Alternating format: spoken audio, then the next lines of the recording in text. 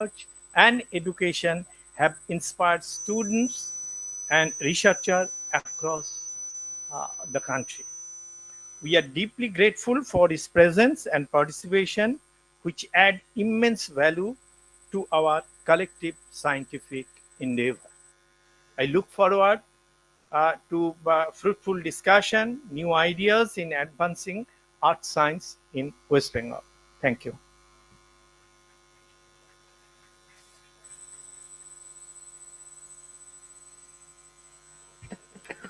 Thank you, Professor Sarkar. Shubidha, thank you very much.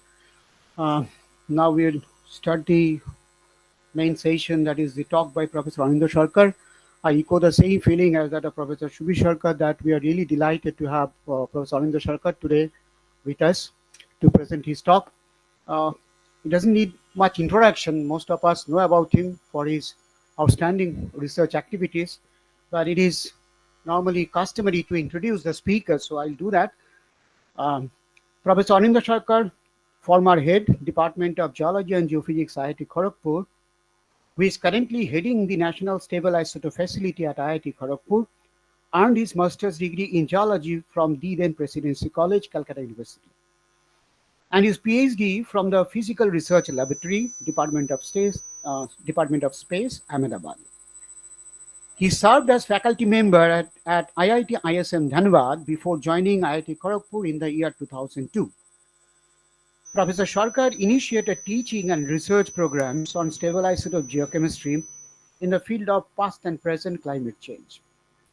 He developed new experimental techniques in the field of stable isotope measurements and used stable isotope tools to tackle a variety of geological and climate problems. He has published more than 150 research articles in peer-reviewed journals and conference proceedings, including the highly prestigious and top-rated journal Nature. We all are aware of the how important and top-rated journal Nature is. He has mentored a large number of master's and PhD dissertation students.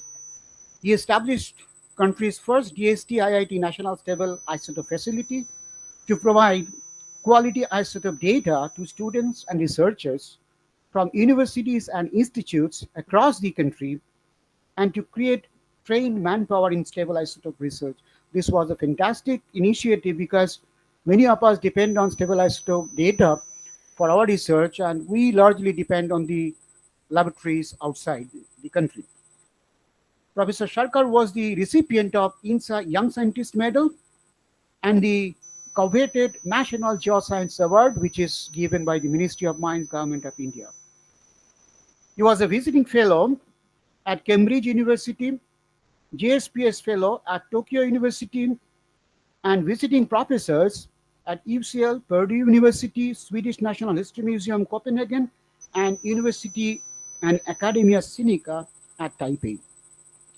He was Benjamin Maker Professor at Bristol University as well.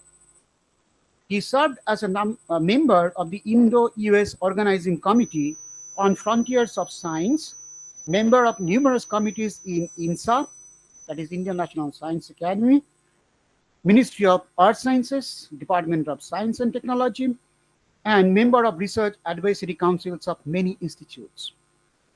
He is a fellow of the Indian National Science Academy, New Delhi, Indian Academy of Sciences, Bangalore, and West Bengal Academy of Sciences. With these few words, I now invite Professor Anindya Sarkar to come up on the stage. The stage is yours now, so please come on the stage. Anindya, please.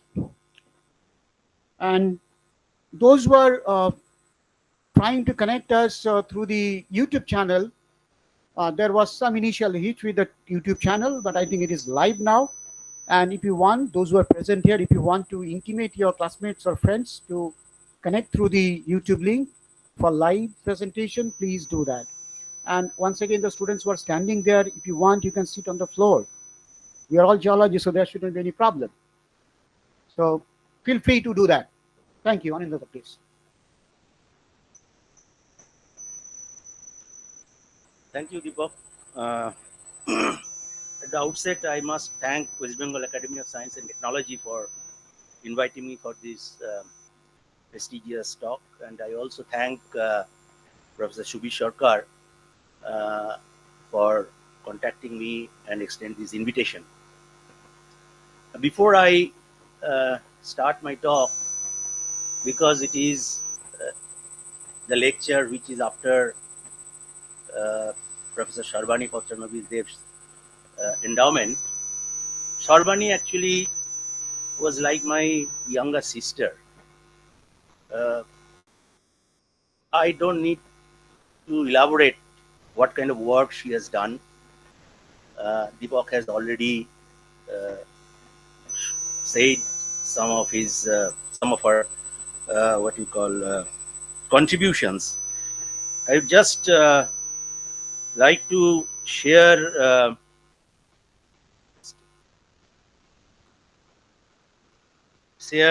what you call this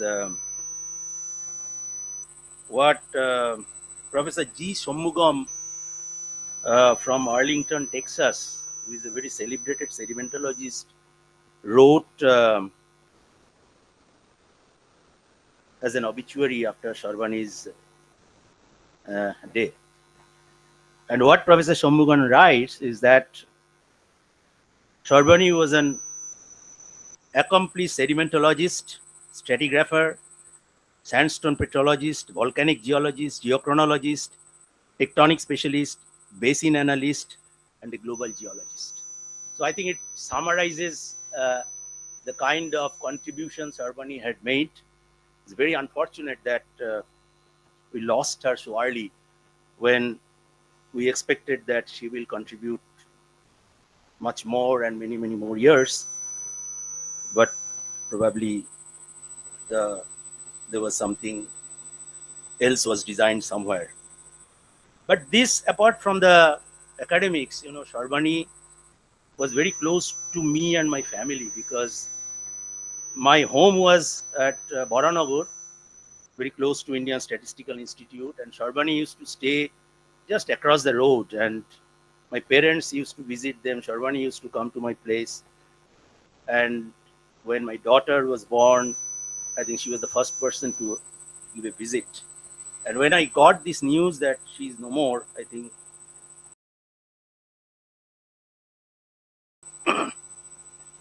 now when Shubir called me to give a talk, because Sarbani is a sedimentologist, I was in double mind that whether to talk on sedimentology or on which, of course, in different basins we have been working, or to talk on something on which we have been working for last few years. Now, I decided for the latter because here is a subject which might have a greater appeal to the broader audience, but also here are the uh, uh, problems which require the techniques and tools which are commonly used in geology and particularly in sedimentology. For example, Sarbani was a stratigrapher. In archaeologists also study the stratigraphy. There is a bit of difference, of course, which I had to learn while working on the archaeology, because I go from an outside, geology. Geologists normally do not venture into the archaeology, but the tools and techniques are almost similar, which I will try to impress upon you today. So what I will be doing today is that I will be giving you some of the brief of the fundamentals, because I see a lot of students are there. And then I will go over to some of the case studies of the Indian archaeology, some time spans over the last 5,000 years, and try to impress upon you that climate change, as we talk today, is not a new phenomenon, and it had caused tremendous amount of human migration and the human evolution throughout the geological history, and particularly the late Holocene period, when the Homo sapiens appeared on the earth. So before I go, let me just go back to every Bengalese refuge, what Tagore said about history. What he wrote in a in an article on Mahatma Gandhi, it's written here, Bharatvarsha একটি বৃহৎ দেশ, একে সম্পূর্ণভাবে মনের ভিতর গ্রহণ করা প্রাচীনকালে সম্ভবপর ছিল না। আজ সার্ভে করে মানচিত্র এঁকে ভূগোল বিবরণ গ্রথিত করে ভারতবর্ষের যে ধারণা মনে আনা সহজ হয়েছে, প্রাচীনকালে তা ছিল না। Now, clearly, Tagore realized that history, the way we used to study 100 years back, it needs a kind of revision and it needs a kind of modern approach. Not only that, he continues in another article, which is Bharatbarsher Itihas, or the history of India. He writes something very, very unique. ভারতবর্ষের যে ইতিহাস আমরা পড়ি এবং মুখস্থ করিয়া পরীক্ষা দিই, তাহা ভারতবর্ষের নিশীথকালের একটা দুঃস্বপ্ন কাহিনী মাত্র। কোথা হইতে কাহারা আসিল, কাটাকাটি মারামারি পড়িয়া গেল, বাপে ছেলে ভাইয়ে ভাইয়ে সিংহাসন লইয়া টানাটানি চলিতে লাগিল, একদল যদি বা যায় কোথা হইতে আর একদল উঠিয়া পড়ে, কিন্তু এই রক্তবর্ণে রঞ্জিত পরিবর্তমান স্বপ্ন দৃশ্যপটের দ্বারা ভারতবর্ষকে আচ্ছন্ন করিয়া দেখিলে যথার্থ ভারতবর্ষকে দেখা হয় না।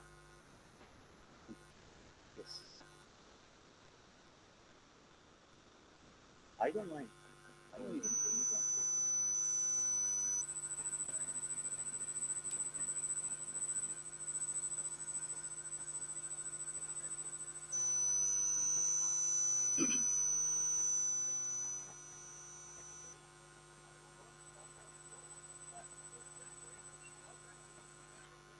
Subir, see, I am accustomed in classrooms when students keep on coming, so I can give lecture.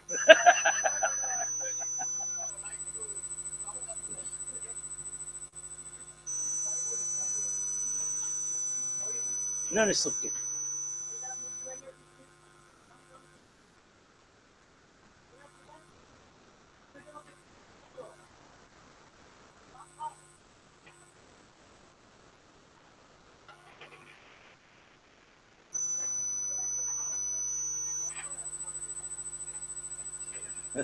ঠিক আছে।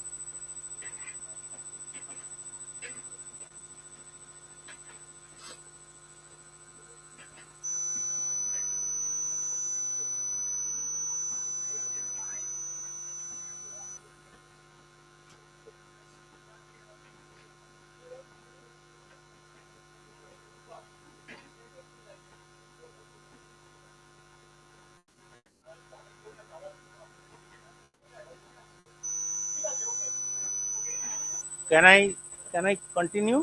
Yeah. Okay, so ভারতবাসী কোথায়, এ সকল ইতিহাস তাহার কোনো উত্তর দেয় না। যেন ভারতবাসী নাই, কেবল যাহারা কাটাকাটি খুনোখুনি করিয়াছে তাহারাই আছে। What basically Tagore wanted to mean is that in this landscape of history, what we have been learning, there was no concept about the people who matters most. And almost the same thing, many of you must have read his very famous novel, very famous book, A Brief History of Humankind. Yuval Noah Harari says that history is something that very few people have been doing while everyone else was plowing field and carrying water buckets. Now, you see, when you look at the history, you do not know what the common people were doing. You do not know how their life was affected.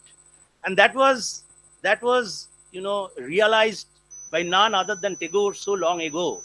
And today, after so many years, when history is being relooked, today it is the time to remember that history is also basically is a science.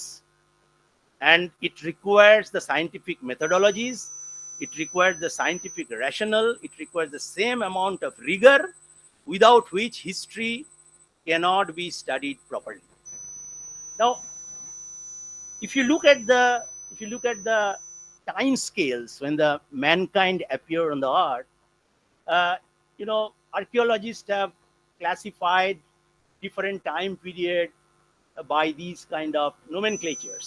For example, the Paleolithic, Mesolithic, Neolithic, Chalcolithic. That means when mankind was using the stone tools to graduate it to copper and then the iron. and then the classical period and the medieval period. And with each of these development, mankind was also trying to, innovate many different kinds of things. For example, genus Homo appears somewhere around 2.8 million years before present. BP stands for present, before present. And then they started doing cultivation. They started having the first writing. They started creating potteries. And then they kept on developing and developing. And in this time period, if you consider this entire time period, this time period, as much as it is common to the archaeologists, is also common to the geologists. For example, this time period is called as the Quaternary, and this time period is called as the Holocene. And many geologists have been working on the processes which have been operating during this time scale. So one of my motivation was that because I was working in this Quaternary Holocene time period for a very long time, I just was very curious that how mankind was responding to such things.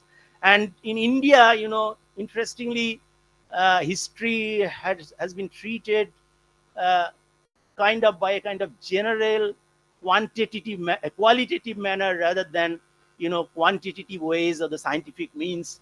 It was never treated. So what I will try to talk today is I will not go to these deeper time scales, but I will be confining my talk to this upper part, which essentially, the history of the last 5,000 years, dating back to something like Bronze Age civilizations or the Indus Valley civilization, and going to the medieval time period. 1 hour time may be very difficult, but I will try to do as much as I can. Another motivation for me was that, there is a lot of debate and discussions about the validation of the historical facts.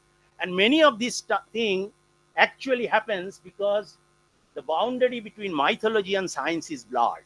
Okay, we often fail to differentiate that whether something is real history, real historical science, real archaeological science, or there is a mythology. And today, if you look at the way scientists work, that you publish paper, you go and publish to the peer-reviewed journals, and so on and so forth. As you see, the Journal of Archaeological Science is the most prestigious journal today to publish various kinds of things. There are many, actually. This I gave one. So today, in fact, almost all the techniques, scientific methods, technologies we use in various branches of science, we also use in studying the history and its mother, archaeology. Now, how does one unravel? I'll just give you quickly some ways of how does one unravel the mystery of the past. This is a news which came a few years back that in the jungles of Guatemala, LiDAR technique, for example, light detection and ranging, this is a survey technique which is very frequently used by civil engineers, geologists, remote sensing people. They very frequently use. And what they found, that below the jungle, there was a megapolis which is 4,000 years old. Otherwise, one could not have found these megapolis at all if this technique was not available. So you can imagine that how archaeologists are trying to approach, from discovering the sites to something probing deeper by using different kinds of scientific and technological tools. Archaeologists conventionally go for excavations. This is expressed in terms of archaeological mounds. This is the archaeological mound of Dholavira before excavation. And after excavation, you can see the archaeological artifacts or archaeological elements started coming out. Okay? And after they find out an archaeological settlement, they go for deep excavation. For example, this is the Indus Valley civilization site of Run of Kutch of Dholavira, which was excavated for over 15 long years. And in these 15 long years, layer by layer, they had unearthed almost the same way, you can say, the sedimentologists also go and try to retrieve fossils from different layers. Okay? And once you have done that, if you have these stratifications of different activities of the mankind, the obvious question comes next is how to date them. In sedimentology, we date them. Okay, in igneous petrology we date them, in archaeology also we date them. And the fundamental approach is basically radiocarbon analysis. Okay, this is a accelerator mass spectrometry radiocarbon facility at Physical Research Laboratory, Ahmedabad, which has been my backbone of dating most of the archaeological sites across India. And what they date, they can date these carbonized cereals. If you go to an archaeological site, somebody might have kept the rice for a long time. The rices have been carbonized, and you can date this carbonized cereal. Or these carbonized cereal can be replaced in case you have the human bones, in case you have some carbonate materials, whichever contains carbon, you can date them. And the fundamental, technique, at least all the geology students know today, that basically radiocarbon is produced from nitrogen 14, and it decays back again to the nitrogen, and it has a half-life of something like 5,500 years plus. Okay, and therefore by measuring the radiocarbon concentration, one can determine, by applying the normal decay equation, one can calculate how old the metal is. Archaeologists have been doing this for a very, very long time. Earlier days, we did not have accelerators, so people were using, the liquid scintillation counter, where one required large amount of sample. Today, even we can date even a single grain of rice. Okay, so sample quantity is no longer any limitation. Now, sometimes you may not get such kind of carbonized material. There is an alternative way of dating things, which are the dating of the potteries. Okay, and these are called optically stimulated luminescence dating, which is nothing but a method for measuring doses from ionizing radiation. What it does, it counts the electrons trapped in the burnt artifacts, because when you are burning in a kiln these potteries, the entire signal is bleached, and the time since the last heat is estimated. Now, this has been also a very, very fantastic tool for dating the archaeological pots and potteries from different sides of the world, and also in India. Now, this is as far as the chronology is concerned. What about the processes? Chronology tells you about the timing. We also want to know what was happening through these times. There are many, many things what can be studied, but because I specialize in stable isotope geochemistry, I'd like to focus more on what kind of work we have done. And because stable isotope has a lot of implications in climate, how we could retrieve the climate through these time spans.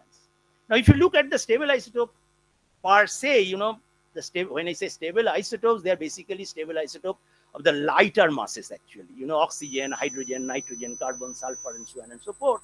And it has a variety of applications, actually, is a limitless. You can go to the planetary science, okay, whether the Mars will have a water or not, to mineral and oil exploration, whether a source rock has matured, to petrology, okay, oxygen and hydrogen isotopes have also been used as even a geothermometer, crust mantle contamination, to hydrology, ocean circulation, photosynthesis in agriculture, forensic science and archaeology, medicine, climate change, you name an area, everywhere the isotope tracers can be used. Okay, for example, in medicine, they use very, very frequently to detect your breathing CO2, to detect whether somebody has, lung problem or not. Okay, because if your lung has a problem, the CO2 which you exhale actually out, the isotopic compositions dramatically changes. So you have a variety of things. Out of these, I will be concentrating mostly on these, where oxygen isotopes particularly, which is used in archaeology and the forensic science. In fact, forensic science is a very, very standard tool today. If you go to, for example, Washington, D.C., in FBI, they have a stable isotope lab. So if somebody is killed in the western coast of US and his dead body is dumped in the eastern coast of US, because the water that person drank are dramatically different from these two places, one can easily identify whether it's a local murder or somebody has dumped this body from somewhere else. They analyze the hairs of the victims, the nails of the victim, the teeth of the victim, and some of the fundamentals I will be discussing later on. This is what we have been developing at IIT Kharagpur over the last 15-20 years under the National Stable Isotope Facility, where we have a variety of techniques by which we can analyze oxygen, carbon, nitrogen, hydrogen, and sulfur. And simultaneously, we have also developed very excellent geochronological facility where essentially they study the long-lived radioactive isotopes. Unfortunately, we do not have a accelerator and carbon-14. And I don't think it is needed also, because India has today at least 2 such facilities, because they are very cost intensive.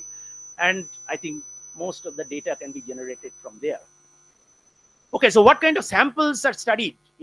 The samples can be bones in the archaeological settlement, teeth, or sometimes the snail shells, the molluscan shells which are there. You can study them. And what kind of time scale? You can study any kind of time scale, basically, because you are trying to study the processes, so million years to recent. So this is an excavation from Virana region where a full skeleton was unearthed. So these are the items that are basically studied for isotope systematics. Bone particularly is a composite material consisting of 68% hydroxyapatite. As you can see, it has oxygen, it has carbon, plus 40% collagen of the protein. And you must have heard that many people also are studying the ancient DNA. Ancient DNA means that to study the migration path of the ancient population. And it's from these collagen they basically extract the ancient DNA. But what we do in our lab is essentially we try to study the oxygen of these phosphate, oxygen of these carbonates, and hydrogen associated with them. What does it tell you, these isotope tracers? It tells you about the past climate. For example, you can talk about the rain, you can talk about the drought, you can talk about the temperature, you can talk about the migration, where did the people come from. You can also talk about the paleo diet. For example, carbon and nitrogen isotopes, which we have in our body, they essentially depend on the food which you take. And depending on the food chain, their relative concentrations are concentrated, and one can talk about the paleo diet. Now, before I go to the specific case studies, let me just tell you that how fundamentally isotope system works. Many of you might be knowing from your classes, but let me tell you that if you are evaporating an ocean water, and when you are vaporizing a system, the lighter molecules get more concentrated in the vapor phases. And this essentially arises from a quantum mechanical effect where the vibrational energy of the molecules play a very dominant role. And therefore, if this vapor is moving into the continent and continuously precipitating, the rainwater becomes more and more negative. So therefore, if you take some arbitrary number, let us say if you consider ocean as a 0 value, your rainwater will be -5, -10, -15. And more the moisture is transported inland, more negativity to the rainwater will be, implanted in its signature. Okay. So for example, if the moisture goes over the higher Himalayas, if you study the ice will be extremely negative in terms of its oxygen isotopic composition. So what does it do? Actually, you are using the isotopic composition to differentiate different kinds of water. Now remember, it is this water which we ingest. It is the water in which the animals thrive. It is this water in which the organisms continuously interact. So in the body, in the bone, in the teeth, in our hairs, even in the feathers of the bird, we have all these isotopic fingerprinting preserved during its lifetime. And today, International Atomic Energy Agency, they have kind of mapped the entire world. Okay. Here, for example, is the weighted average, monthly weighted average of the isotopic signatures. As you can see how quickly they are changing every month. And essentially they change because the global atmospheric and oceanic circulations also is a changing phenomenon. For example, we have a monsoon during the summertime, but we don't have a monsoon during the winter time. So a lot of moisture comes from Arabian Sea and the Bay of Bengal, and therefore our climate system, the water system get affected, and the corresponding isotope fingerprintings are also varying as a function of time. So how does it work actually?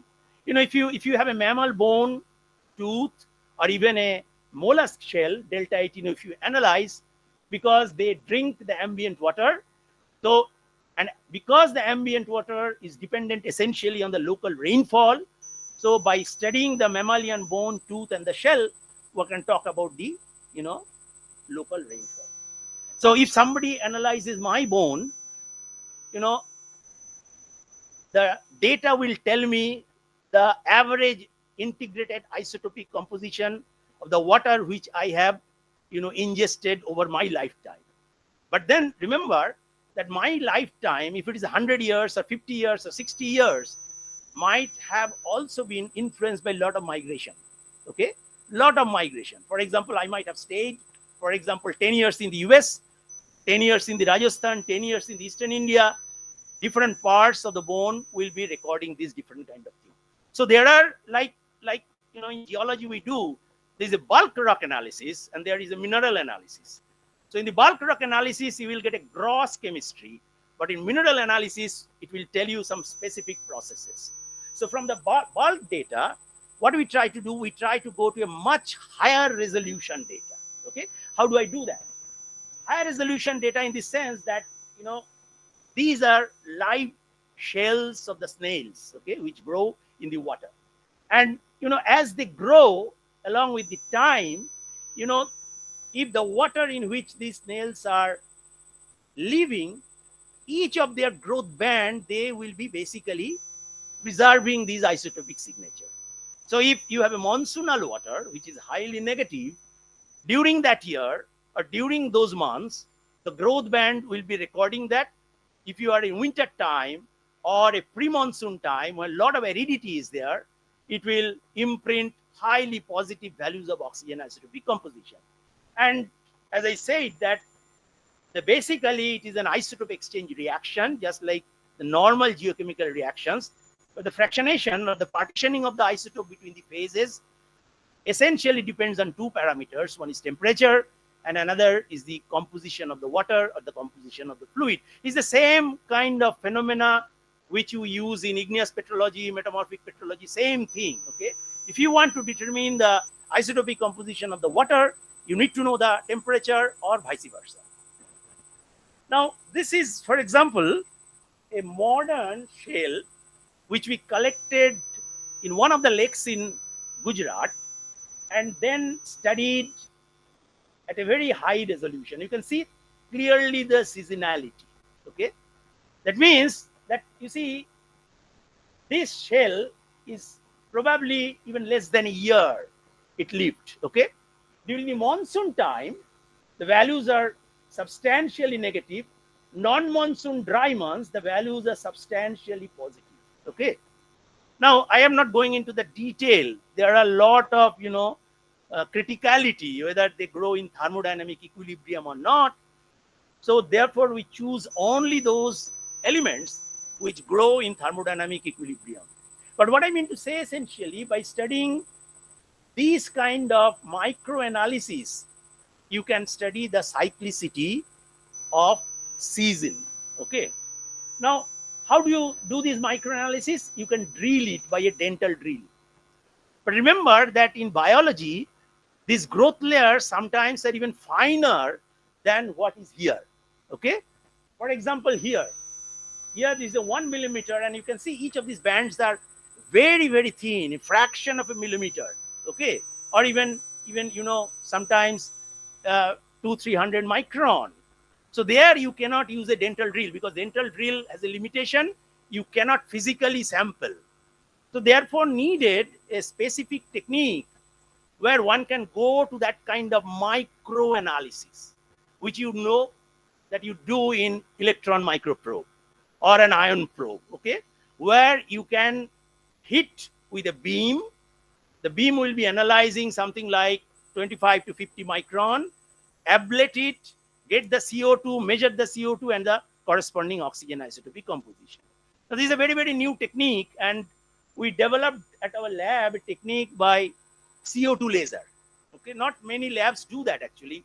Hardly probably 2-3 labs work on this field. and it has a lot of, because when you are hitting with a laser, there is a lot of undesirable fractionations, etc., etc. We had to come up, come out of all of these, but we essentially, what we find, that we could be able to retrieve eventually these kind of cyclicities even by the laser analysis. Now, this I talked about snails. Many times you do not get snails in archaeological materials. Sometimes you get something very, very funny material which are called fish otoliths.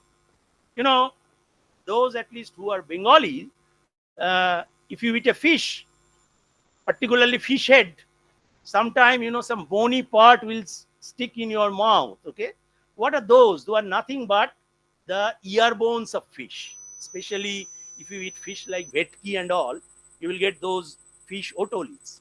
So they are basically calcium carbonate, the same material which these snails are also composed of. And if you make a thin section, they will also show this kind of growth. That is, when the fish was in its juvenile stage, it was here, and as the fish grew, these kind of layers were basically added.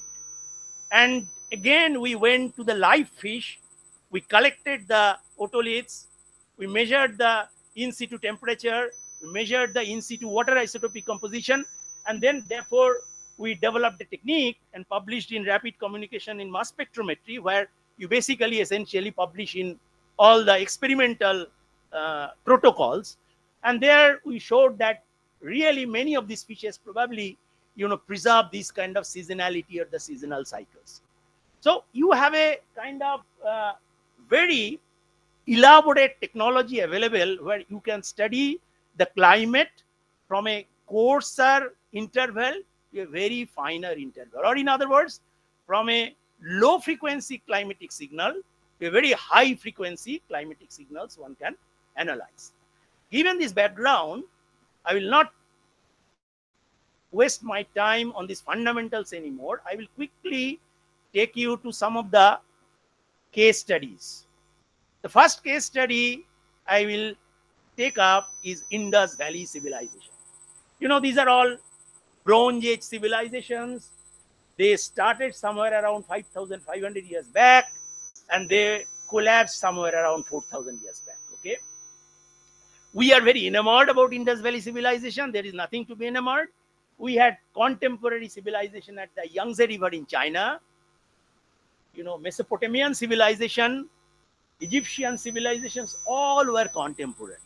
And very, very peculiarly, all of them grew together, all of them collapsed almost simultaneously. Okay, and these are called as the first urbanizations of the mankind. Okay, in India also it happened, not India, Indo-Pak subcontinent, and very peculiarly people started learning how to make cities. Before this, people were not, the Homo sapiens was not knowing how to make houses in the cities. Okay, they were living in the early Holocene, they were living in the caves, they were cave dwellers. So from caves, they went to something like pit dwelling, that means where they were digging the earth and they were living there. And from there, they graduated here. Now, how did they graduate? Why did they graduate? Is a $1 million question. There's a fantastic book by Stephen Mithenson of University of Exeter. You must read that book, After the Ice, where he says that as the climate was improving, the brain size of the mankind also suddenly had a flip. Okay, and probably that gave a flip, and that flip actually enthused the mankind to go for many kinds of innovation. Okay, including the building of the cities. Remember that we had a last ice age about 20,000 years back, and as the ice started melting, climate started becoming warmer. This is the time during the Holocene and late Holocene time when these kind of innovation happened. But before that, you had, glacial, interglacial ages were continuing for a long, long time. But probably climate requires some kind of, time scale to kind of, work on the brain size so that the organism can adapt and survive and continue in the future. Now, this 4,000 years that it basically, collapsed. Why did it collapse? There are many theories actually. One of the theories, prolonged drought, which I'll show you. This is the cause actually. But there were, in the literature, there were causes called interpersonal violence. Okay, they're very credible publications actually. Okay, there were also publications from John Hopkins paleobiology group who suggested that probably there was a large scale leprosy. But all of these remain kind of conjecture, and there was no uniformity as far as the demise of these civilizations were concerned. So the first thing what we did is we took long back, about 8 years back, a site called Virana, which is in the Haryana, and you can see if you look at the map, all these dots are basically Indus Valley civilization sites. Virana is here, Harappa is here, Mohenjo-daro is here, Dholavira is here. So all along this Indus Valley and in the eastern part of the Haryana, all the civilizations were concentrated. This is the Thought Desert. As you can see, nothing has been found much. This is the excavation site of Virana. I will not go into the detail what we found.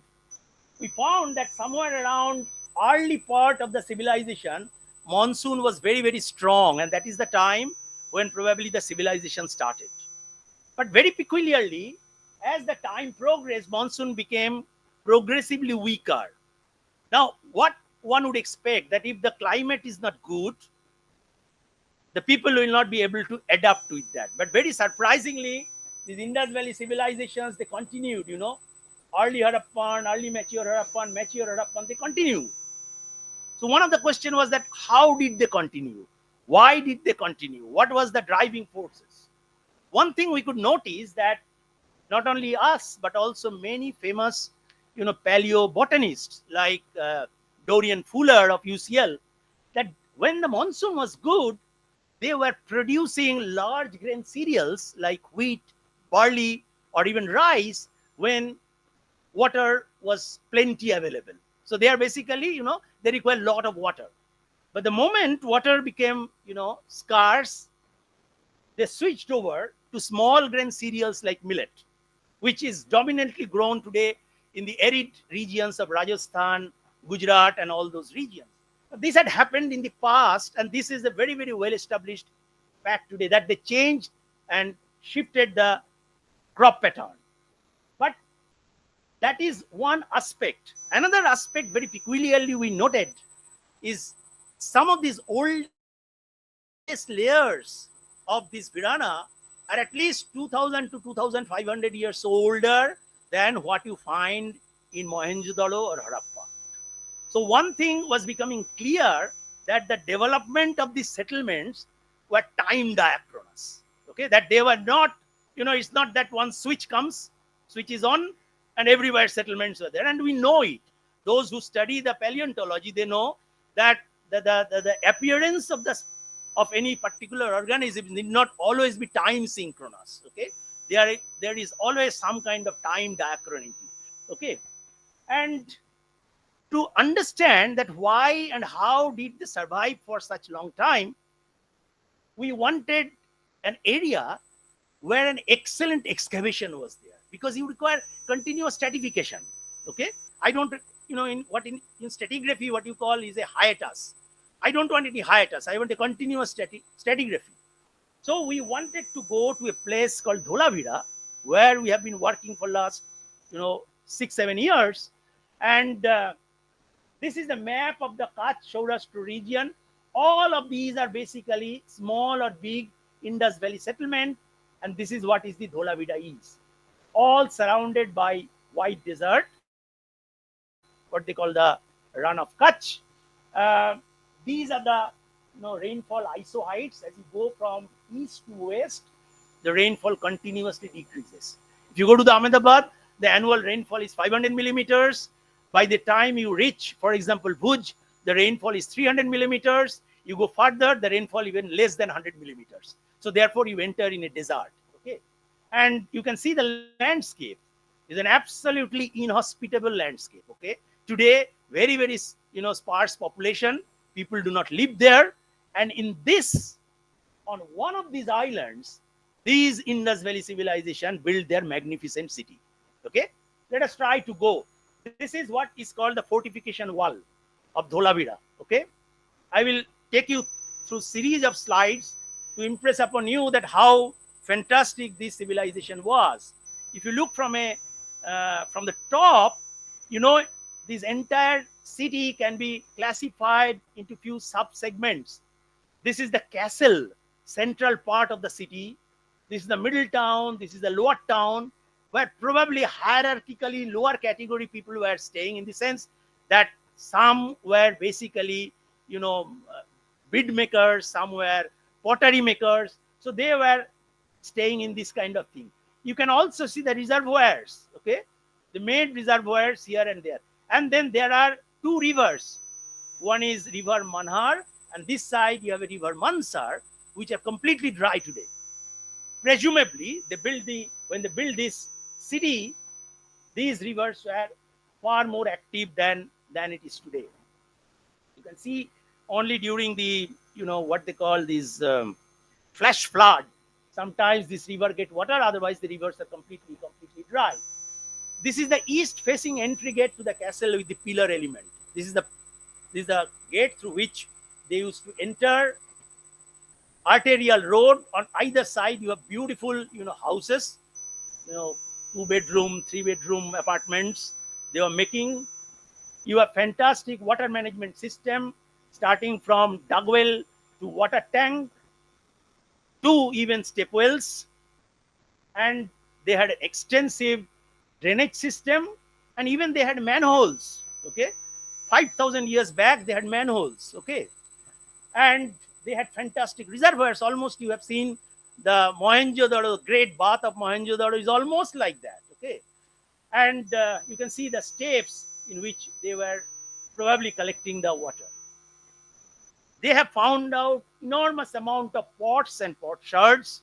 Many of these potteries have been found in Mesopotamia. That clearly tells that there was a trade exchange between the, you know, western part and the Indian part. They had a variety of ornamental beads.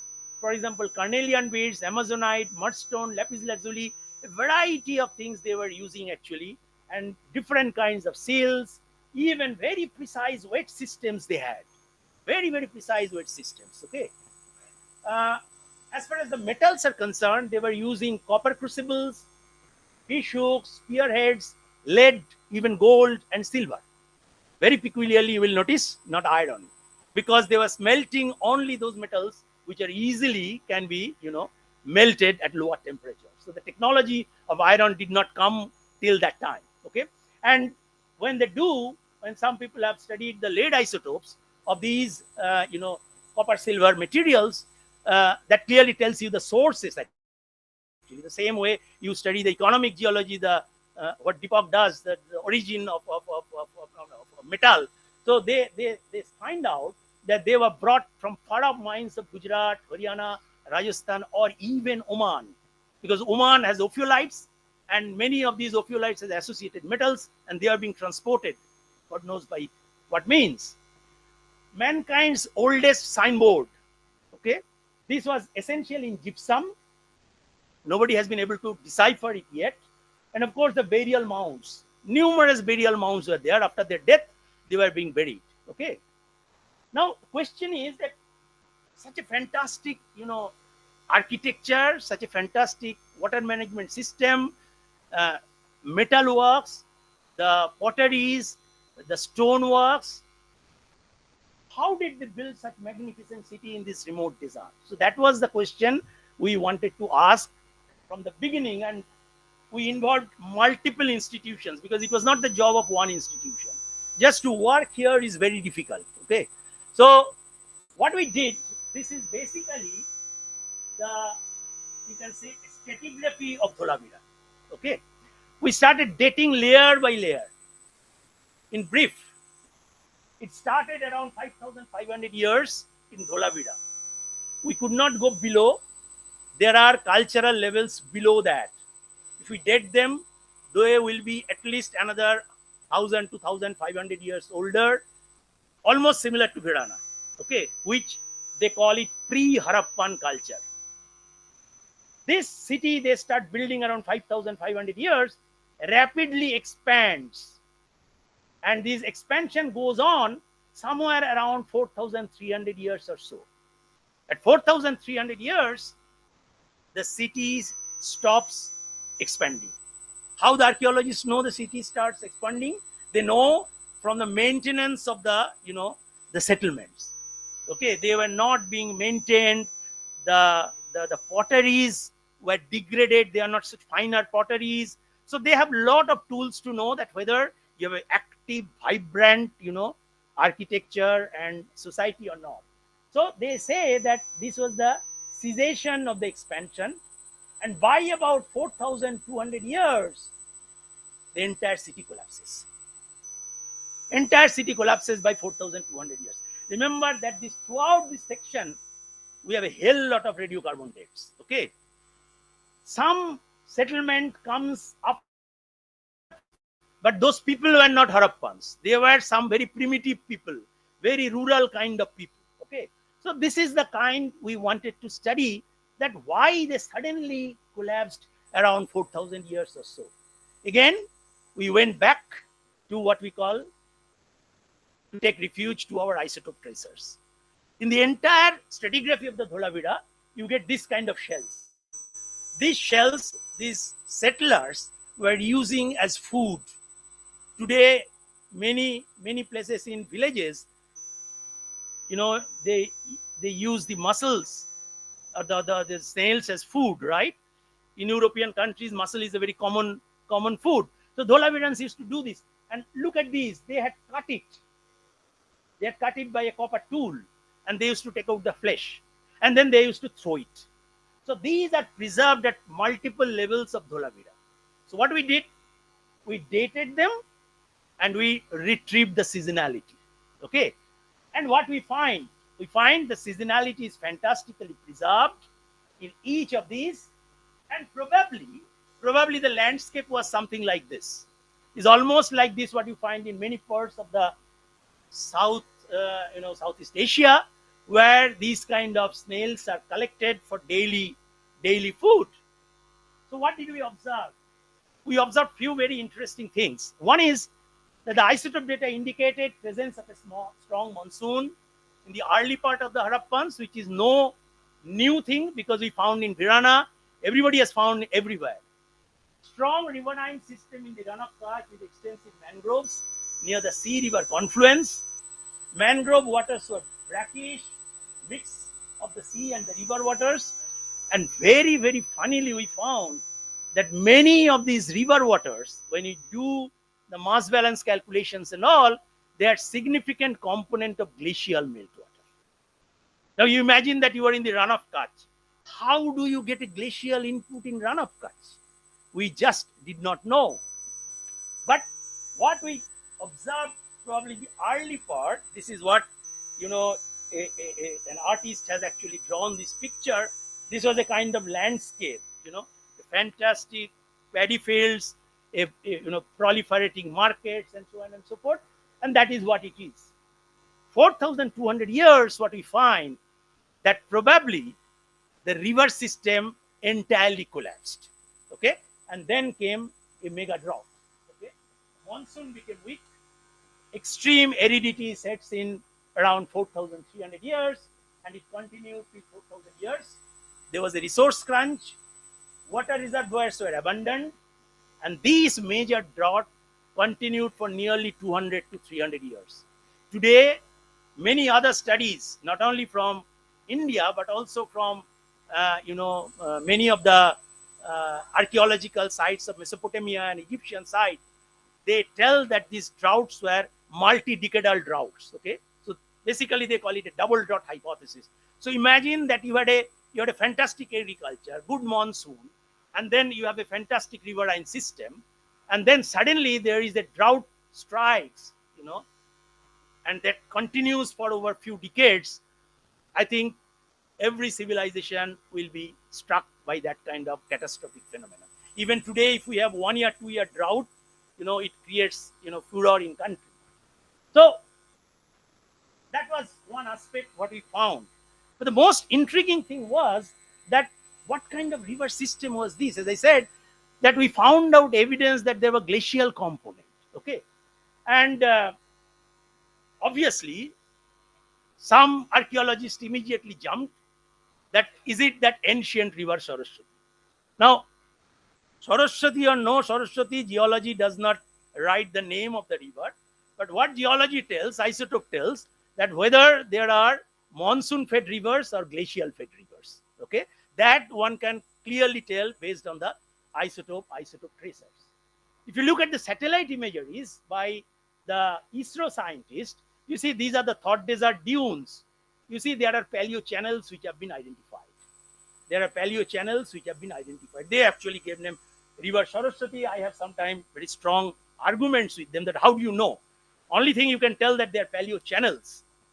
But let me tell you that this was a system which was dumping a lot of glacial meltwater in this kind of uh, uh, environment. Can you just say Mahankar?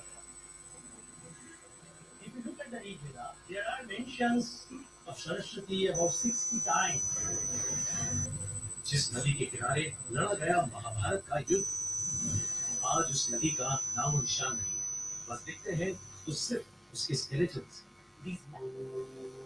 लेकिन एक नदी जिसका जिक्र वैदिक text में तो है, पर आज वो एग्जिस्ट नहीं करती, वो है सरस्वती। आखिर कहाँ गई है वहाँ? सूख गई। This cannot happen unless there is a catastrophic global phenomena which triggered such a collapse.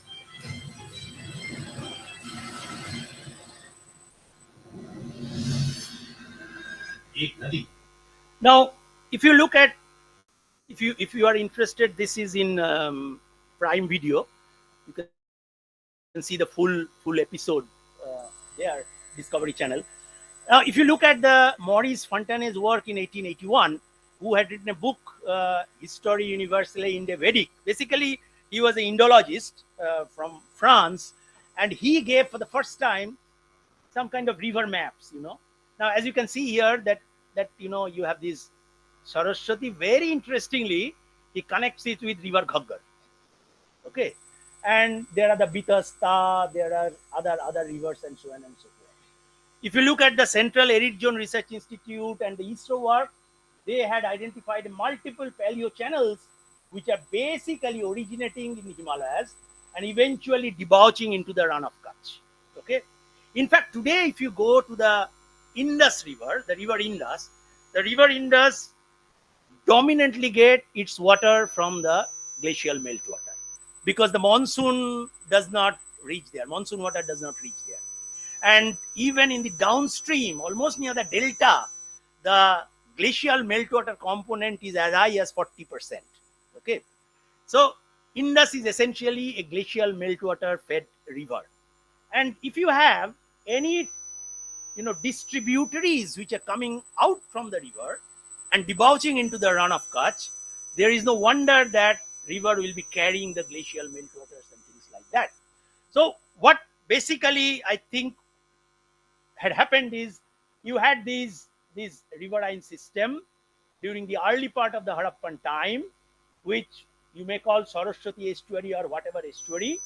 Here is a river called Nara River, which still exists today. If you go to the Indo-Pakistan border, the river is coming from Pakistan and just ending into the Indian border. Okay, and this entire riverine system probably was dried up, and this whole riverine system was shifted western side.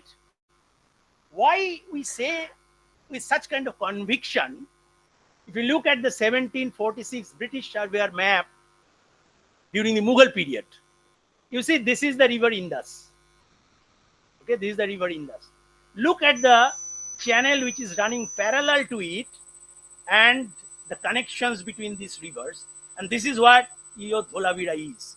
So basically, if you are getting water, glacial meltwater, the glacial meltwater are coming here and debouching here, there is a distinct possibility that as long as the river system was active, majority of the water probably had lot of glacial meltwater even in the Run of Kutch. This is what the impounded Nara River near Karimsahi actually look like. You see, this is just at the border. Pakistan dumps lot of, what we call the polluted materials here, and this river has been, there is a dam upstream, so this river does not flow into the run anymore. Now the question is, of course, that was there a major drought? Was there a major drought? Now, those of you who know about the geological time scale, it gets revised time to time. And just 2 to 3 years back, they revised the time scale and added an age called the Meghalayan age, which is the youngest phase of the Earth history. And when did the Meghalayan age came? Meghalayan age came exactly around 4,000 years. From a stalactite in the Momlu cave of Meghalaya, when they did the microdrilling and did the oxygen isotope analysis, they find that exactly at 4,000 years, there was a major drought. Remember that Meghalaya is an area where a lot of rainfall happens. Okay, so that area suffered tremendous amount of aridity and drought. Obviously, one can imagine what would have been the effect of the, what you call, the monsoon in the rest part of the India.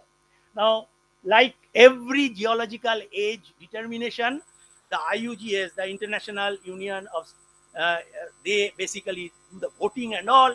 A lot of fighting went on, and then eventually people have agreed, no, this is a global phenomena. There was a really is a benchmark where catastrophic change had actually happened, and today Meghalayan stage is an accepted, geologically accepted, internationally accepted, time period during which when there was a major drought. Also, if you look at the, all the settlements in India, for example, Kalibangan in Rajasthan, Rakhigori, Lothal, all of you have heard, Dholavira, Sukratoda, Rosdi. You see, they all start somewhere around 5,500 years or so. They expanded during this time for the mature era of time. By the time 4,000 years come, oh, by the time the 4,000 years come, everything collapses. So you can imagine that this is not a one-site phenomena. It's not in Dholavira. It happens in all across the Indo-Pak subcontinent. And it is not only in the Indo-Pak subcontinent. If you go to the Yangtze River, they collapse at 4,000 years. You go to the Mesopotamian civilization, they collapse at 4,000 years. You go to Egyptian civilization, they collapse at 4,000 years. Professor Harvey Weiss from Harvard, he had worked a lot on the Syrian region, where there's a fantastic, these in civilizations, Bronze Age civilizations. Exactly at 4,000 years, everything collapses. So today we know that this is the global catastrophic mega drought, and this had happened across the latitudes, even probably into the Europe. And they are also recording these Meghalayan stage evidences from many areas in the Italy and the France. So this was the story of Dholavira, which is now a UNESCO heritage site. And one key question, of course, where did these Dholavirans go? Okay, they collapsed. Okay, where did they go? If you look at the settlement patterns, these are all red dots are settlement patterns during the mature phase of the Harappans. You see, they are all along the Indus River, somewhere along this and somewhere here. Okay, look at these, what happens in the later part, towards the later part. You see, these are almost deserted, and they have moved towards the eastern side. Okay, they completely moved towards the eastern side. You don't find much of these settlements in the main Indus Valley anymore. So basically, there was a shifting pattern of the human settlements as a function of time. And what could have happened in a Bollywood-like drama?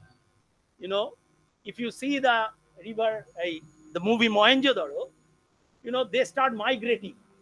Okay, but there is something inside it. Can you reduce the volume a little bit? No. Yes.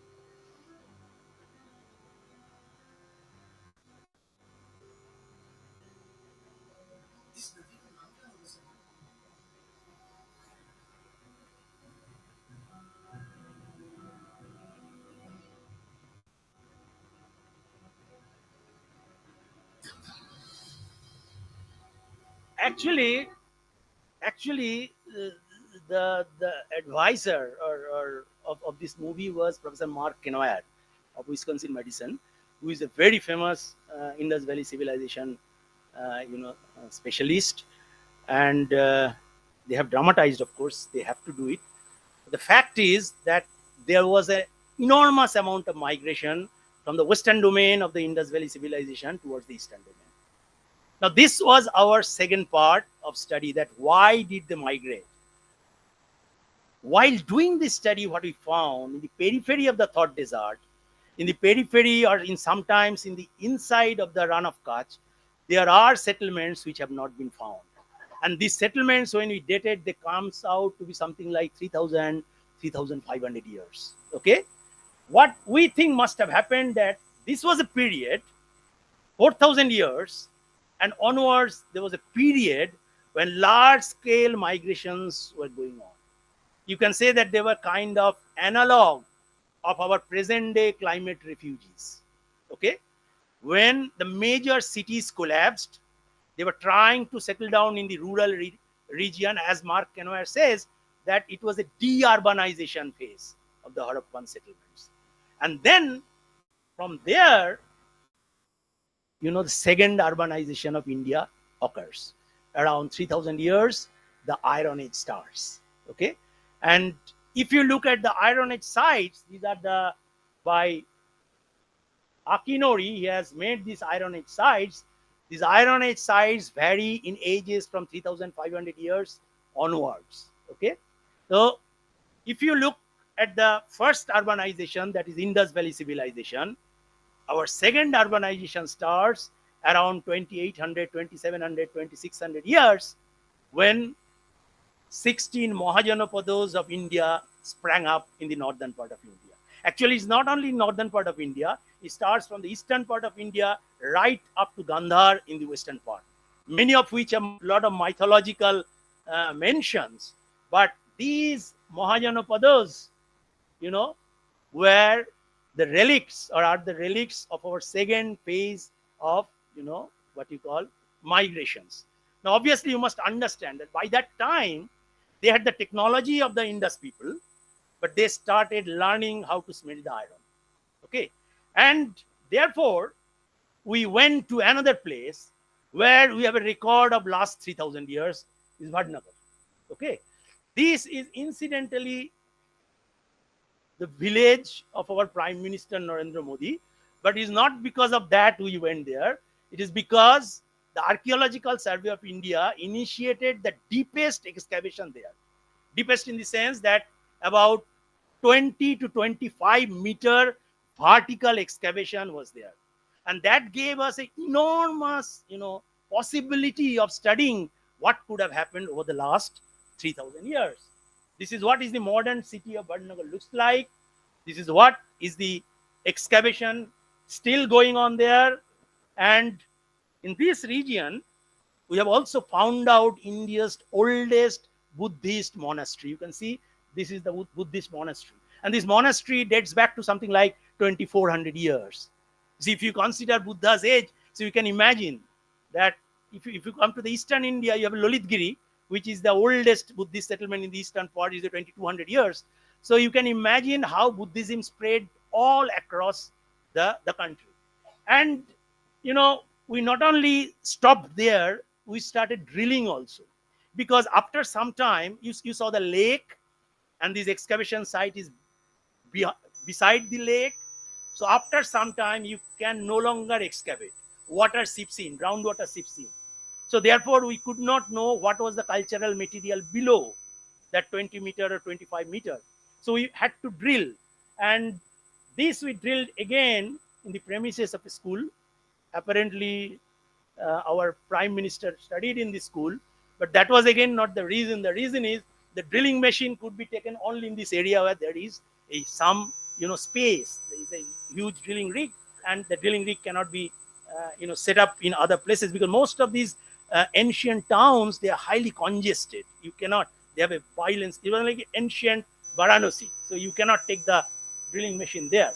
What we find there is a very interesting thing, that we find that right from 2800 years before present. All the Indian histories are preserved like pages of the book. Like what?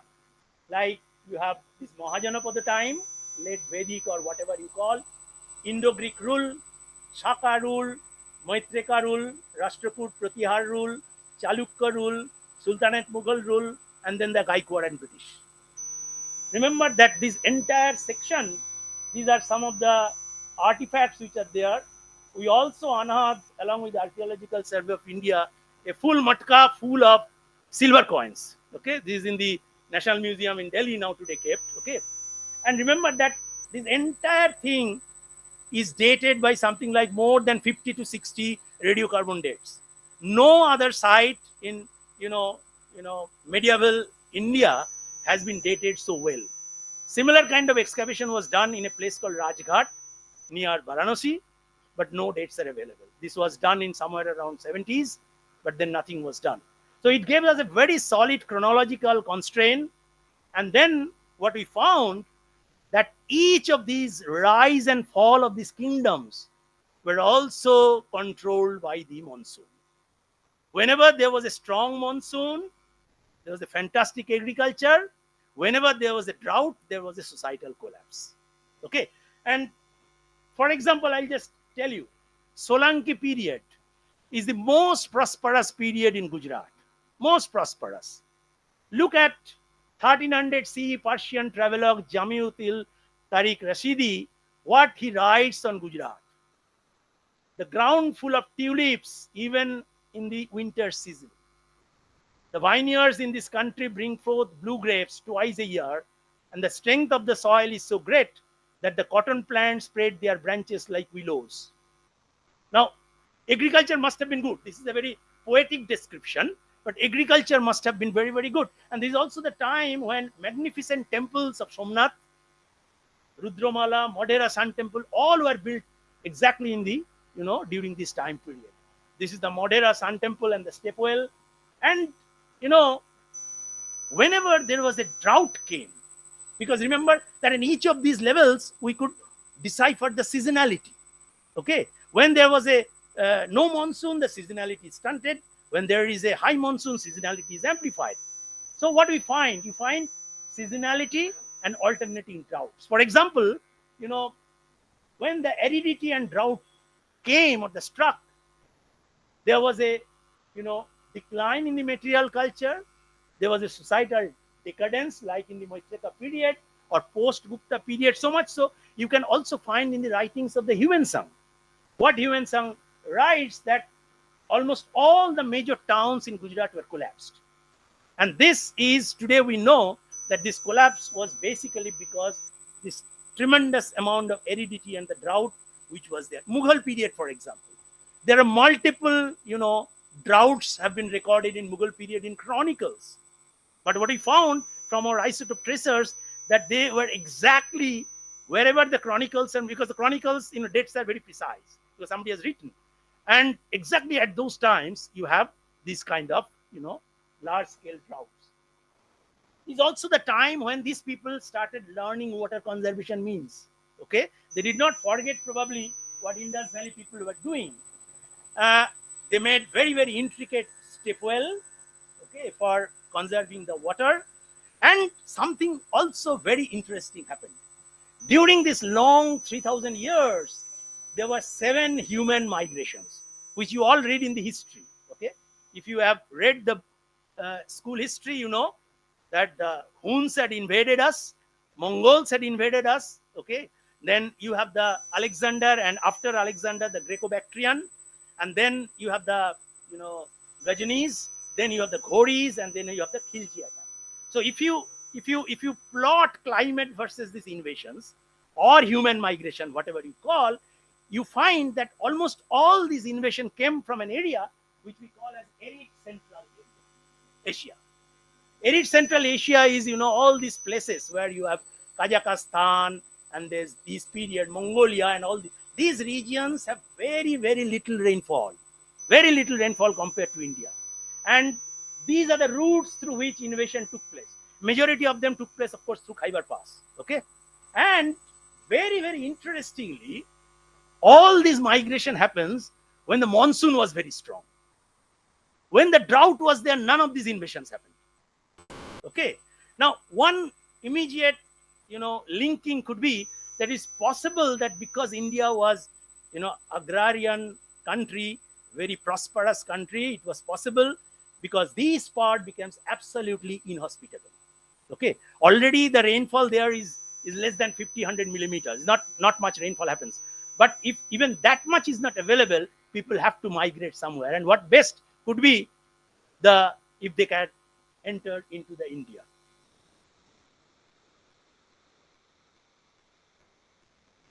MSP है वो carbon शक्ल करती है और ये जो शक्ल थे वो हमारे यहाँ ईरान से आए थे तो जो प्रांत है वो प्रांत का जो अधिष्ठाता है या जो गवर्नर है उसको शक्ल कहा So basically, these Khatraps are there in the history of the Western India. Khatrapa king they call. If you go to the history of Gujarat and what you call Maharashtra, they call it Khatrapa king. What are Khatrapas? Khatrapas are nothing but satraps. Satraps are who? Satraps are local landlords, okay, who were given the right by the Alexander, and they were put in the Bactrian region. These are the people, the Rudra Daman.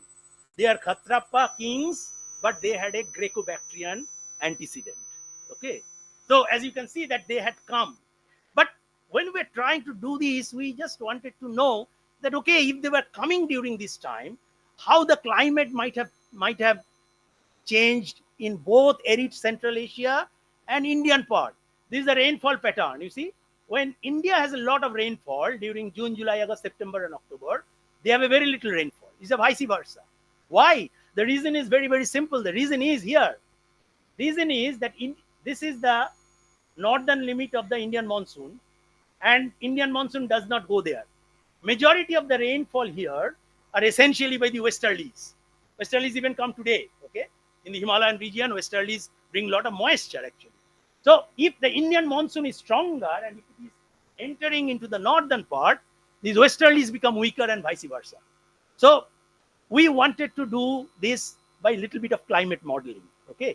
And when we do this climate modeling, it tells us that, for example, in the medieval warm period, the Solanki period, when India had fantastic agriculture, is a very prosperous. You see, the India rainfall was very, very high. Correspondingly, Central Asia, the reds are basically the dry, and blue are essentially what you call the wet. So as you can see, correspondingly, the Central Asia was extremely arid.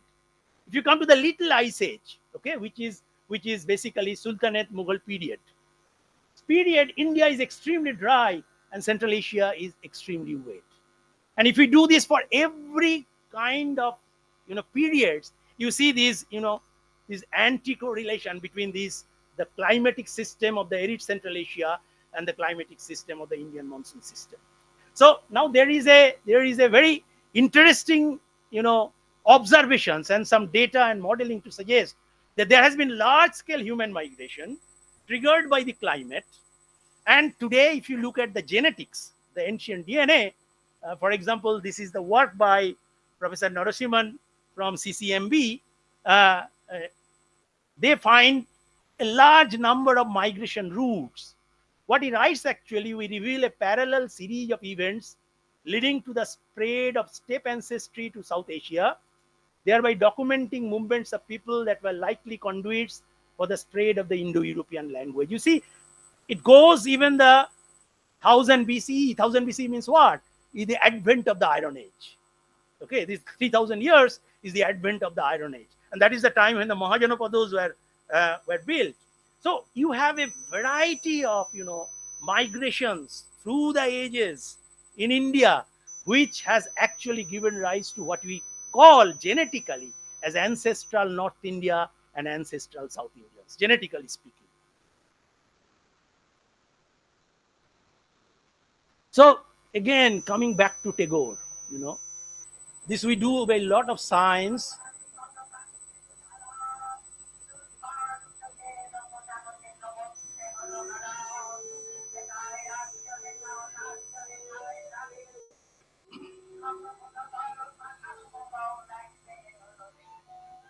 So, one thing I must emphasize through all these experiments and data, the climate has been a very, very key driver. And today, most of the people are actually trying to accept this. We had a lot of fight all over the world. The geologists, scientists are having fight with the sociologists, because sociologists believe there is a social dynamics which also play a very important role. But we geologists know how climate plays a very important role in terms of, animal evolution or even plant evolution. Okay, the climate's played a very, very important trigger, and because climate is being perturbed by, anthropogenic causes, as the IPCC predicts, the drought and the crop failure, we must understand from the past that adaptation is the key element for survival. Now, this is the thing which is told very often, but without realizing it. Okay, for example, if you look at the projections, the number of hottest days in a year is going to increase. Okay, and that is what they do. Last year in University of Exeter, they have a tipping point research center. They say that already our Earth has crossed the first tipping point. Already, the first tipping point. What are these first tipping point? Unprecedented coral bleaching. The coral reefs, 70% have been bleached already. Okay, and there is no reversal. There is no reversal. You cannot do this anymore. And it says also the magnitude of these tipping points, from coral reef to West Antarctic ice sheet, subpolar gyre, Atlantic Meridional circulation, mountain glaciers like the glaciers of the Himalayas, and then of course the Amazonian rainforest, all the rainforest. Each of these are very, very vulnerable. Okay, unless or otherwise, even if you control complete 0% emission, okay, even zero emission is telling, as the IPCC has predicted, that is not going to stop the global warming and the tipping point phenomena. Okay, so, and also, anticipating these, UNDP had come out with compendium on climate change. What they suggest? They suggest what the Harappans adopted. They say that India, wherever there is a tremendous drought, they must shift the crop pattern. Okay, I got a grant from Sudhamurthy, Nara Infosys Foundation, and she gave the grant because in South India and Karnataka, they have already switched over. They are not, rainfall is not a constraint, but many places the farmers themselves have switched over from the rice to millet. Okay, so this is what the UNDP had already done. They also suggested that you must stop the production of water intensive plants, like for example the sugarcane. See, Vidarbha is a drought prone area, you must be knowing. Okay, Maharashtra government in 2015, they were about to ban, but sugar lobby is so strong it could not be implemented. Okay, so the question is that whether we learn from our predecessors that in spite of the rainfall lowering, they survived for 2000 years. Okay, in case of, at least in case of a Indus Valley civilization, they were collapsed, but in medieval India, the Bhatnagar, for example, they did not collapse. There were droughts, there were periods of aridity, but they continued, and that is why Bhatnagar is considered as the oldest living cities. In even over the British period, you have the modern town today. At no time the people deserted. At least Dholavira was deserted. At no time Bhatnagar was deserted. So the question is that whether we learn from our predecessors or not, or greed prevails more than the planet. So today, as we know that today the pet talks are planet and the profit. Okay, and in the planet and the profit, the profit business cannot be scientifically quantified. Okay, so that is a big if, that however you predict, however you try to teach, ultimately the climate change is essentially a political game. Whether you have the will to change the things or not, whether you are ready to implement or not, that will decide whether we will be able to survive or not. Otherwise, as Carl Sagan says, extinction is the rule. As we know from geology, survival is the exception. Okay, that is going to happen. And you all know that I often quote Stephen Hawking He said that we are surviving here for another 200 years. Unless we find out an exoplanet, we are not going to, mankind is not going to survive this onslaught. Okay. Uh, uh, during this entire course of studies, we had collaborated with multiple institutions, from local universities of Kutch to Physical Research Laboratory to Hi-Fi University to Calcutta University Paleobotany Department, and so on and so forth. And also, of course, a large number of institutions who have generously funded many of these work. And of course, if you are going in that remote area, without them you just cannot work, because it so happened many times our drilling rig got stuck in the middle of the night, and it was only the army came and rescued us. Okay, so I think with this I will stop. This is a picture I took of the Moisal crane in Run of Kutch. They migrate again from arid Central Asia to India every winter. So the migration continues. They do not know the boundary, but today we have the boundaries. Thank you.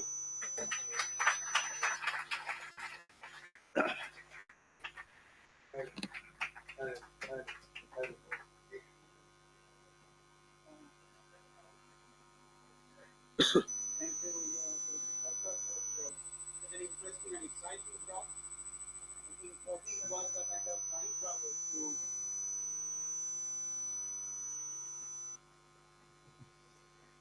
kind of time travel for me to geology, to archaeology, history, whatnot. We started with the fundamentals of isotopes of chemistry, and then moved on to delve into the more complex things, how these isotopes can actually be used to understand our thoughts.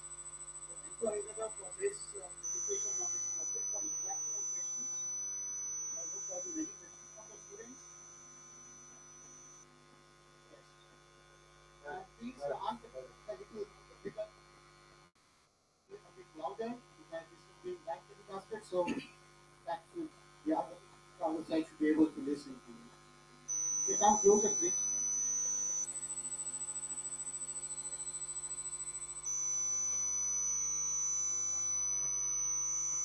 Good afternoon, sir. I am Imon from this department, PG1. I have a question about the stratigraphic column which we have shown. There is a study that before 4200 year, when the collapse of Dholavira happens, you have stated that there is a difference in the people from Harappan civilization. You have stated they are rural. So, is there any social evidence, or these are from the anatomical evidence from their human? The structure of the settlement. See, Harappans knew how to make very planned housing. Okay, but these settlements were semicircular. What you see if you go to Gujarat and Rajasthan, what they call bungas, the circular, these nomads, they use nomadic people, they use circular hut on which you have a tambu type of thing. So those kind of settlements come on the top, last stage of the Dholavira. And there something like age is 3,800 years, 3,700 years. They were not Harappans. If the Harappans were there, Harappans will never make that kind of house.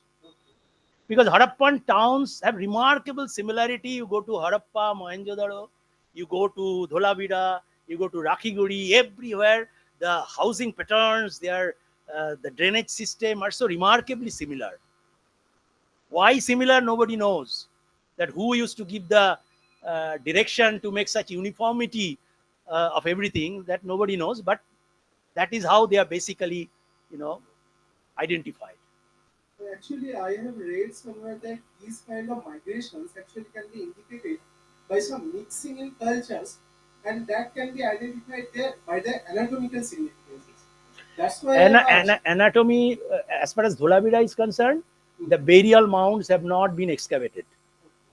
The only place where excavation has been, skeleton has been unearthed is Virana, where skeleton has been there, and recently in Rakhiguri, from which ancient DNA has been done. And there was a paper in Sale actually, okay, which shows about these Indus Valley people had something like 30 to 40% genes of the steppe pastoralists. Steppe means the Iranian pastoralists.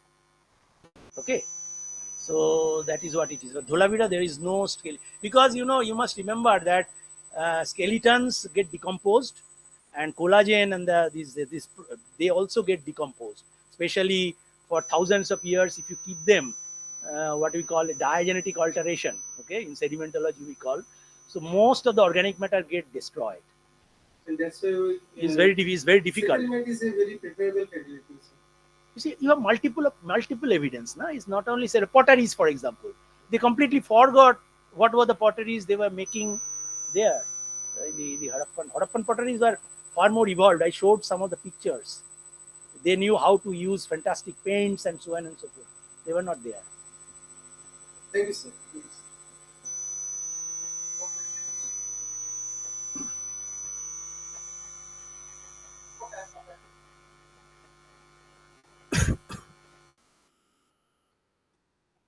Good evening, sir.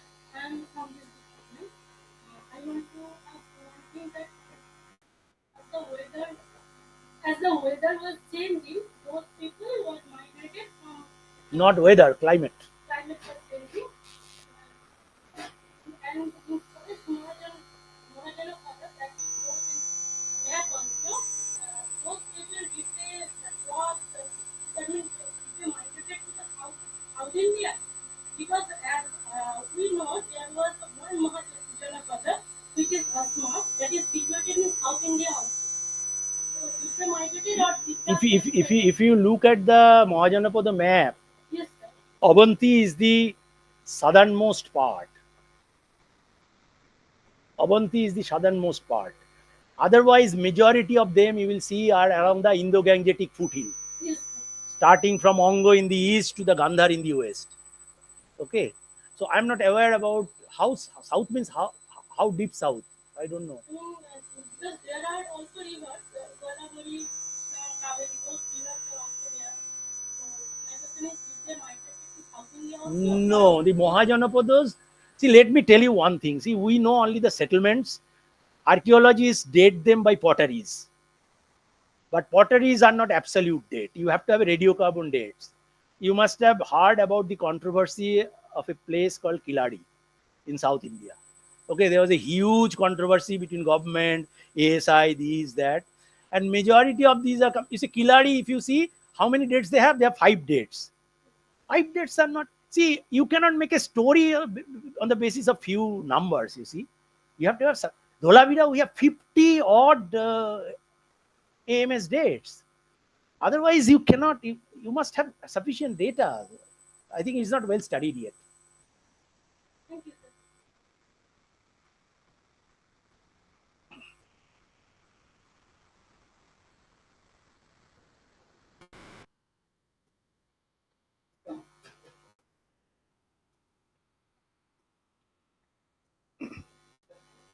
Sir, I am Oliver Guru from this department. Sir, I have two questions. First is a very basic question that whenever we talk about archaeology, we have to dig the evidences out of the ground. This is being studied in clear. So is that a result? So is in geology also. Yes, sir. I mean, my question is this sedimentation the result of any mineralization or No. how this sediments come? No. You see, the question is that you see, you have an old house that gets dilapidated, broken, and you build another house. Okay, and what you do, the mankind, the people basically bury this, and then the adjacent soils and sediments accumulate over these. So that is why you will see archaeological mounds, archaeological settlements are always a kind of mound. You understand? And the maximum thickness of stratigraphy you will find in the central part of the mound. Those mounds are Not artificial, it's man induced. Man, yeah. sir, my second question is See, for example, you go to a place called Mogolmari, okay, which is a Buddhist stupa. Uh, was a Buddhist stupa about 2,200 years old, or Chandraketu God, is very close to this place, Calcutta. So if you go there, where were they? They were below the soil. So when they started digging, they excavated the full walls of the house. So the whole thing has been covered over a period of time. River sometimes may come because the river courses changes, but even without river also, continuously the new things are built over the older thing. That is why you know all these controversies. Hey, iske niche mandir ke niche kya hai, uske niche kya hai? What is there? You saw the stratigraphy. You saw the Maitraka period, okay, or even the previous period. They were all Buddhist. Then these Solankis came. Okay, they were all what you call Solankis were basically Hindus, and then on the top of the Solankis you get the Sultanate Mughal period. They're all Islam. Okay, so if at a place if at a place you if you have the stratigraphy, as you go deeper and deeper, you will get all these successive layers. There is nothing great about it. This is known for a long time in Indian history. I do not understand why people do not understand this simple thing.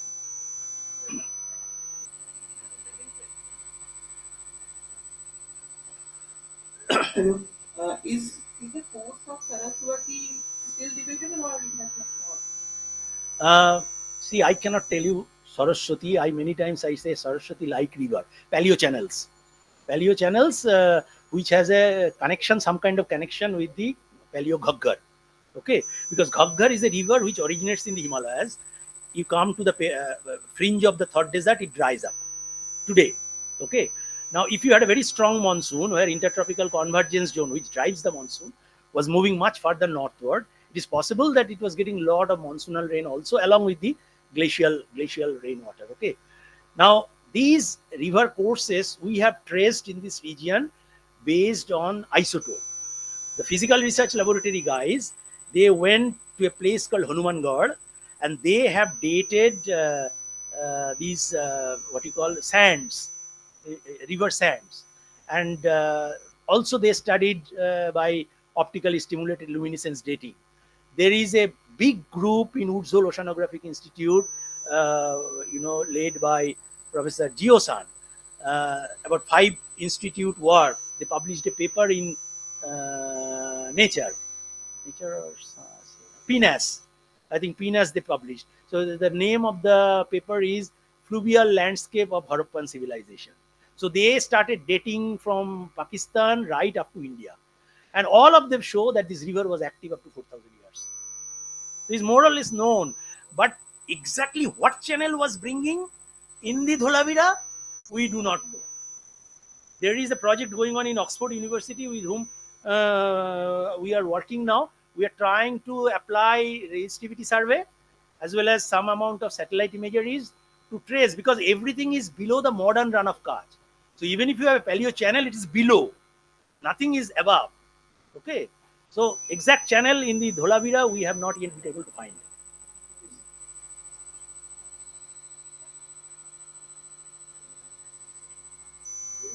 Yes. Because controversy on social media that the monsoon, the maximum monsoon, and the only river was about 4,000 years. After that, there is a drop. Right. Whereas the description of Saraswati as a rolling river in the Big River and in the other, that is only about 1,500 years. Yes. So, the physical evidence suggests that the river is there is a very strong river 4,000 years ago. And the description of that 4,000 years river is given in a literature which is only 1,500 years. And why the people who are not Yes. Yes. Excellent question. The question is that, first of all, I am not sure how one date the Vedas. That when Vedas, linguist is okay, but there is a large variation. There is an extension up to 2,500 years also. Okay. So anyway, in any case, as you must have seen that Mughal period map, which I showed, the channels were there. Even the Nara river, which was active before partition, the Nara water was coming, which is a kind of distributary of Indus, which was debouching into the run of Kutch, and lot. What happened? Pakistan had given a bund, just like our Indira Gandhi Canal. They gave a bund in the upper part, so the entire river has been dried up. So the channel systems were there. Now, roaring river, I do not know how to quantify or things like that. Yeah, I have no idea. I have no idea. But what we think, what yes, It was master dried up for 1,000 years. river dried up means that the water contribution discharge was less. Discharge was less. It did. I do not know whether it became paleo channel then. Dry channel. I do not know. See, the river can be transformed into a from a perennial to a na. Yes, It can be so seasonal river. So I have no idea. I have no idea. So these are the things, because if you look at that, what is that Persian travelogue, uh, I also referred him in a very recent time, about 600-700 years before, when he writes his travelogue, he writes about these channels. He writes about these channels. Okay, and one must also understand that there have been a lot of tectonics actually. One of the tectonics was 1989 Allahabad earthquake, which is there. There's a huge uplift, about 5 meter uplift, and that actually many of these channel systems are shifted. Okay, so I have no idea. These are the questions which are open ended, and unless people can actually study these paleo channels in a very intensive manner, I think these questions cannot be answered.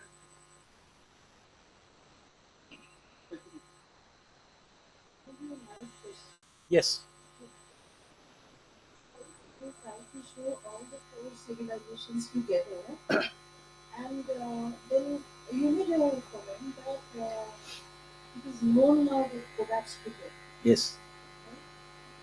So, considering, you can put climate change at but considering the distance and everything, do you understand the catastrophe? Because when you showed the catastrophe, you can show the volcano erupting. But at that time, was there any active volcano? No, no, no, Even no. if it was no. So I was not able to connect that catastrophe with that clean line of collapse of so many civilizations together. It has to be a big catastrophe. Yes, today, Because today there is climate change. See, even like you can see, Tangle Sea has flight up. The Arctic is down very deep. There's no Arctic. So things are happening, but it's not happening like the massive collapse in 1,000 years everywhere. So I'm just not able to connect that catastrophe with that 4,000 year majestic. yeah, the reason is that almost all study, they show that there was a drought about 200 years, and these droughts were decadal droughts which continuously took place for 200 years. So that's why I'm thinking that Why? why in such distances, Why can why I in such, that's what is worrying me. just? In all through the, yeah, This is a paper. Uh, it's like, End of Green Sahara amplified mid to late Holocene mega drought in mainland South Asia. So basically, what they try to show is entirely is a modeling paper. They used a global general circulation model, and they try to show that how such a catastrophic drought can affect entire globe. What they say is actually that that there is an abrupt reduction of the plant growth in the Sahara, abrupt. Okay, and immediately what happens? It increases the airborne dust, change in the sea surface temperature, and abrupt shift in the monsoon. Okay, now remember that when I say monsoon, don't mistake that is an Indian monsoon. There is a monsoon in Africa also. There is a monsoon in China also. Okay, this part. Okay, East Asian monsoon. So the monsoon is a connected global systems. Okay. now the last question. Yes. All that nature does say is finished. So that means these cycles of atmospheric happenings are happening due to bigger things, bigger cycles, like the ice age comes. So why are we putting so much effort in increasing the it is a few you No, understand this is enough. no, I no. don't support that. Now hearing you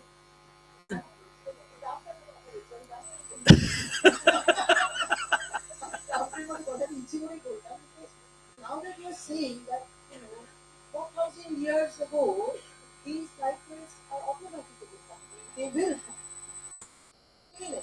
So Let, if let, these first, let me tell you that whatever the, you see, the CO2 today is 425 or whatever. Okay, there were 3 times more CO2 in the geological past. Paleocene thermal maximum, the CO2 level was 1300 ppmb. Okay, question is that how fast? We are burning the entire carbon of the earth in a period of 200 years. Nature has never done that.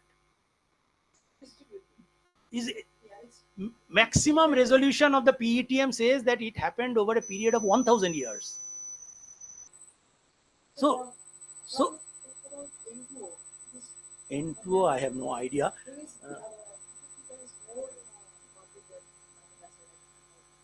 Yeah, but yeah. See, I think that tipping point why people are worried because we are too fast. We are driving too fast, unprecedented in geology. Geology has never shown us this kind of thing. Yeah. Thank you, madam. More questions?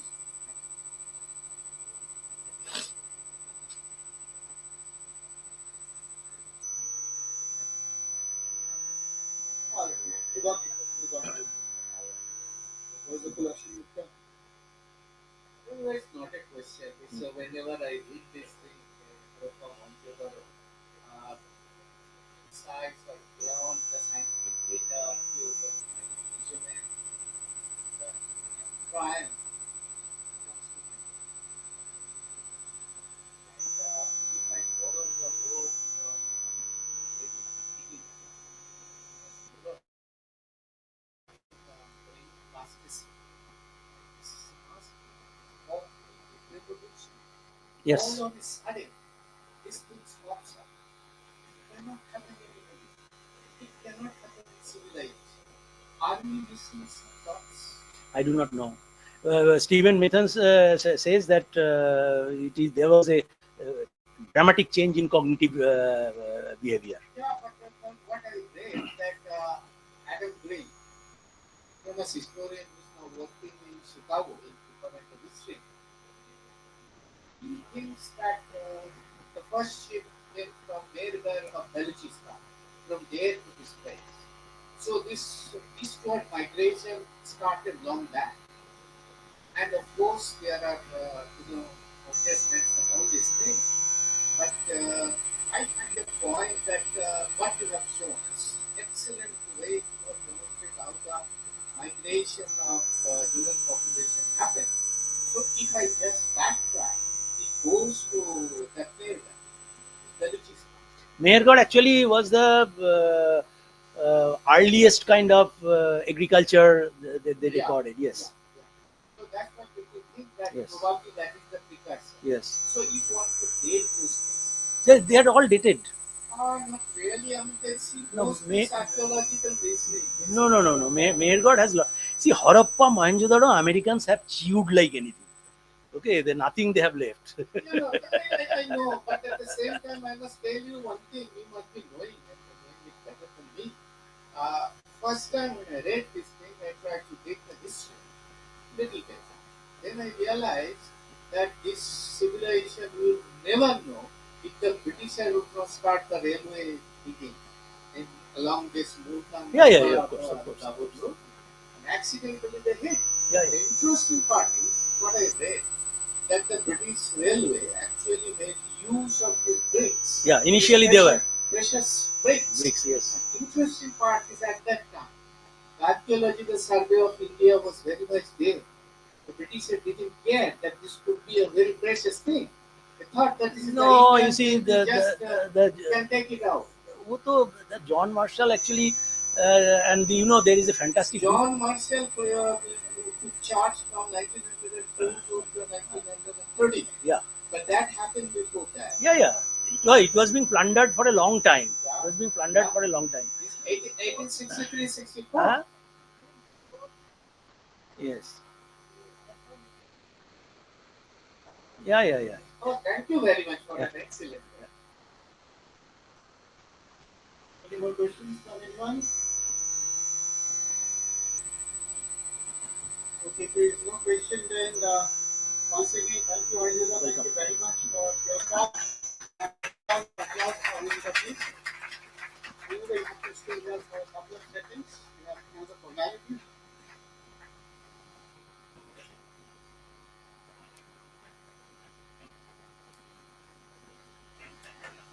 Now I request Professor Michael Gupta, Secretary, to please come on the stage and hand over a small bouquet of a memento to Professor. Sure.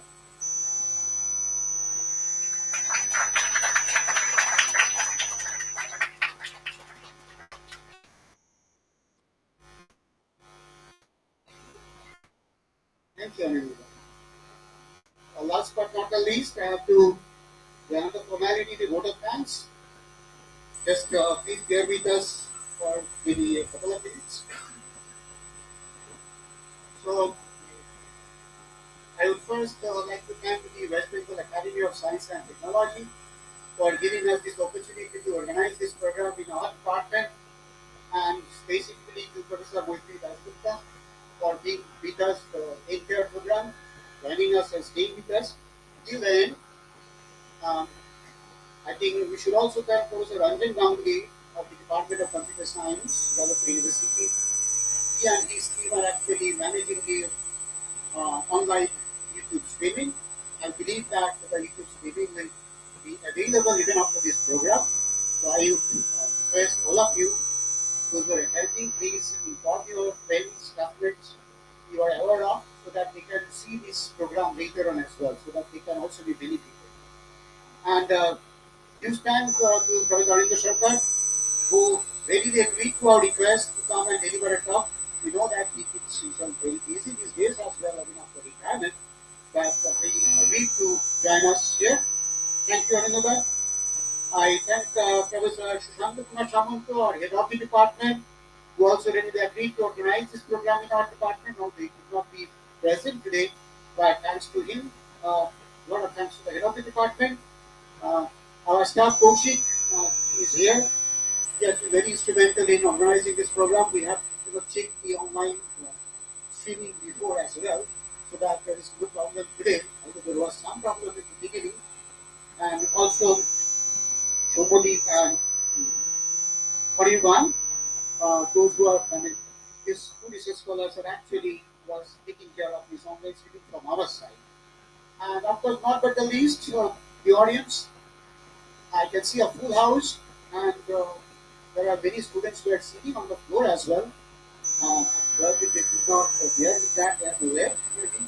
And not only the audience were physically present here, the audience who are listening to this program, who are seeing this program through online YouTube streaming. So, thanks to all. And if I have missed anyone, my sincere apologies. But believe me that we wanted to thank you, but maybe I have forgotten at this point of time. So once again, thank you all. Thank you very much for joining. Have a very great weekend. We have some coffee and little snacks outside to get us arrived. So please help yourself and enjoy your day. Thank you very much.